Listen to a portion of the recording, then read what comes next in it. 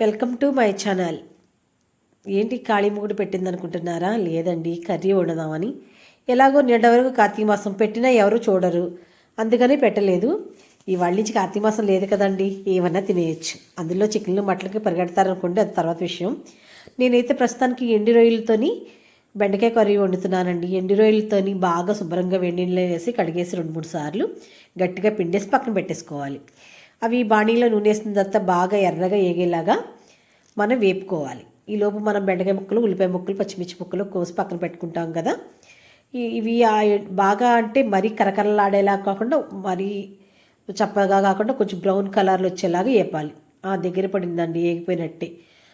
దీంట్లోని మన పక్క తీసేసుకుని ఉల్లిపాయలు వేపుకుంటే చాలా బాగా ఎగుతాయి. లేదంటే దీంట్లోనే వేసేసుకోవచ్చు ఉల్లిపాయలు.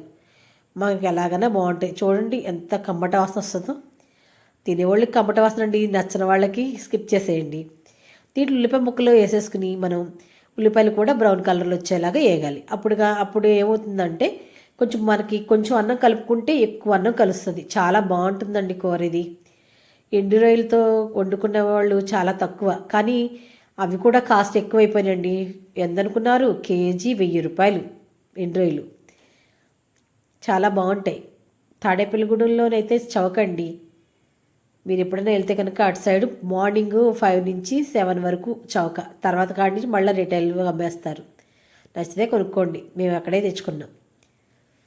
ఇదిగోండి, ఇలాగ మూతేసాం అనుకో, కాసేపు ఉల్లిపాయలు మగ్గిపోతాయి. దాంట్లో కొంచెం కళ్ళుప్పు వేయాలండి. కళ్ళుప్పు వేస్తే కనుక అది బాగా వాటర్ అంతా బయటికి లాక్కొచ్చి ఉల్లిపాయల్లో బాగా త్వరగా ఎగడానికి మనకి అవకాశం ఉంటుంది. కనుక మూత వేసేసి 2-3 సార్లు మగ్గబెట్టి చూసుకుని మళ్ళీ తీసి అలా కలుపుతూ ఉంటే శుభ్రంగా బ్రౌన్ కలర్లోకి వచ్చేస్తాయి ఉల్లిపాయలు. అప్పుడు మనకి కూర కమ్మదనం పెరుగుతుంది. లేకపోతే పచ్చి పచ్చిగా ఉండి కసకసమంటే తినలేము అసలు. ఎలా ఉంటుందంటే అన్నీ నోటికి అడ్డం పడిపోతున్నాయో అనిపిస్తుంది. అదే కనుక బాగా ఉల్లిపాయలు బ్రౌన్ కలర్లో వచ్చేది అనుకో చాలా బాగుంటుంది. అలా అని సరిపడా నూనె వేసుకోండి. ఎక్కువ నూనె వేసేసుకున్నా మళ్ళీ అది ఎక్కువ ప్రాబ్లం అవుతుంది. ఇప్పుడు అందరం ఊబకాయమే కదా, సరిపడా వేసుకోండి. చూసారా? తర్వాత వేగిన తర్వాత మనం బెండ ముక్కలు వేసేసుకుని, బెండ ముక్కలు కూడా 30 అంగుళం అంటే అంగుళానికి కొంచెం తక్కువగా కోసుకుంటే మనకు అంతా ఈవెన్గా శుభ్రంగా ఉడుకుతుంది అనమాట. పెద్ద పెద్ద ముక్కలు కోసుకుంటే పులుసులోలాగా బాగోదు, ఇగురు కదా. ఇలా ముక్కలు కొంచెం అలాగా వేపేసేసి కలిపేసి మొత్తం ఒక్కసారి అలా మూత పెట్టుకుని తీసుకుంటే కనుక మనకు వద్దనుకుంటే చాలామంది కొంచెం జిగురుగా ఉంటే తినమనుకున్న వాళ్ళు మూత పెట్టొద్దండి. పర్వాలేదు, మనకి కూర బాగుంటుంది, మెత్తగా ఉంటుంది అనుకున్న వాళ్ళు మూత పెట్టుకోవచ్చు.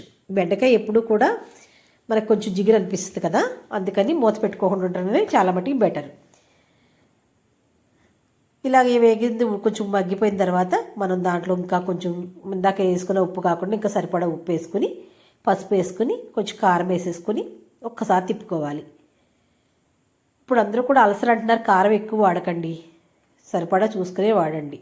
స్పైసీగా అలవాటు అయిపోయి జనాలు ఎక్కువ కారాలు వాడుతున్నాం కదా. 1-2 పచ్చిమిరపకాయలు వేసుకుంటాం కాబట్టి మనం మీరు తగ్గట్టు వేసుకోండి, కానీ చూసి వేసుకోండి కూరకి ఎంత సరిపోతుందో అంత.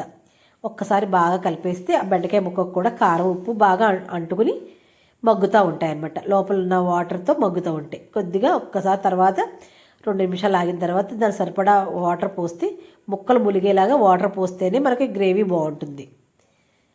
ఇవి ఒకసారి ఈవెన్గా కలిపేసుకుని వాటర్లో ములిగేలాగానే మొత్తం అంతా సదురుకుని మనం మూత పెట్టేసుకుని ఒక 5 నిమిషాలు అలా ఉంచేస్తే కనుక మనకి బాగా మగ్గిపోతాయి. మెత్తగా ఉడికిపోయి ఉంటుంది. చూసారా? కలర్ కూడా మారిపోయింది, కారం అంతా పైకి తేలింది, నూనె అంతా చాలా బాగుంటుందండి. ఈ గిరిది తీసేస్తే చాలా బాగుంది. చూడండి, సందడిపోయింది కూడా, పొద్దుగుకుపోయింది, సూర్యుడికి వెళ్ళిపోతున్నాడు. నచ్చితే లైక్ చేయండి, షేర్ చేయండి, సబ్స్క్రైబ్ చేసుకోండి, బెల్లాలు చేసుకోవడం మర్చిపోకండి. మరిన్ని వీడియోలకు రహీ వ్లాగ్స్ కంపల్సరీ చూడండి.